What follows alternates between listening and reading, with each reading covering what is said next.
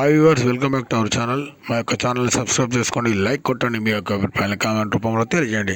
హైడ్రా ఇప్పుడు తెలంగాణలో ఈ పేరు సంచలనంగా మారింది. హైదరాబాద్ రియల్టర్లను వణికిస్తుంది ఈ హైడ్రా. అక్రమ నిర్మాణాలను కూల్చేస్తుంది ఈ హైడ్రా. ఇదే సమయంలో హైదరాబాద్లో రియల్ ఎస్టేట్ రంగం పైన పెను ప్రభావం చూపుతుంది. స్థలాలు, ఇళ్ల కొనుగోళ్లు, అమ్మకాలు తగ్గిపోయాయి. ఫలితంగా రిజిస్ట్రేషన్లు పడిపోయాయి.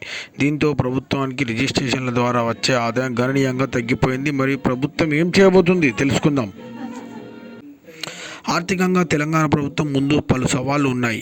ఆర్థిక కష్టాలను ఎదుర్కొంటుంది తెలంగాణ ప్రభుత్వం. ఇదే సమయంలో రాష్ట్ర ఖజానాకు నిధులు తెచ్చిపెట్టే హైదరాబాద్ రిజిస్ట్రేషన్లు తగ్గిపోయాయి. ప్రభుత్వం హైదరాబాద్లో చెరువుల అక్రమాల నిర్మూలనకై తీసుకొచ్చిన హైడ్రా భారీ ప్రభావం చూపుతుంది. హైడ్రా హైదరాబాద్ రియల్ ఎస్టేట్ బిజినెస్ను షేక్ చేస్తుంది. రిజిస్ట్రేషన్ల సంఖ్య తగ్గిపోయి ఆదాయం పడిపోయింది. జూలైతో పోల్చితే ఆగస్టులో స్టాంపులు రిజిస్ట్రేషన్ శాఖలో ఆదాయం 412 కోట్లు తగ్గింది. హైదరాబాద్లో భూములు, ఇళ్ల కొనుగోలు దారుణంగా పడిపోయాయి. హైదరాబాద్తో పాటు శివారు జిల్లాల్లో కలిపి ఏకంగా 330 కోట్ల రాబడి తగ్గింది. అంటే రాష్ట్ర వ్యాప్తంగా నష్టాలు 80% ఇక్కడే నమోదైంది. హైడ్రా దూకుడుతో రియల్ ఎస్టేట్ వ్యాపారులు టెన్షన్ పడుతున్నారు. ప్రభుత్వ గణాంకాల ప్రకారం జూలైలో రాష్ట్ర వ్యాప్తంగా 1,33,408 డాక్యుమెంట్లు రిజిస్ట్రేషన్ అయ్యాయి. దీంతో ఖజానాకు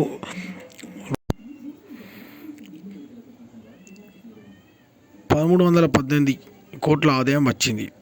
అత్యధికంగా రంగారెడ్డి జిల్లా నుండి 509 కోట్ల రాబడి నమోదైంది. అయితే ఇక తగ్గింది రిజిస్ట్రేషన్లు. ఇక ఆగస్టు నెలలో రిజిస్ట్రేషన్ల సంఖ్య, రాబడి గణనీయంగా పడిపోయింది. గత నెలలో కేవలం 89,585 డాక్యుమెంట్లు రిజిస్ట్రేషన్ కాక 906 కోట్లు మాత్రమే ఆదాయం వచ్చింది. 43,823 రిజిస్ట్రేషన్లు తగ్గాయి. జూలైతో పోల్చితే 32% పడిపోయింది. ఈ హైడ్రా ద్వారా ఆదాయం 412 కోట్లు తగ్గిందన్నట్టే. జూలైతో పోల్చితే 31% తగ్గింది.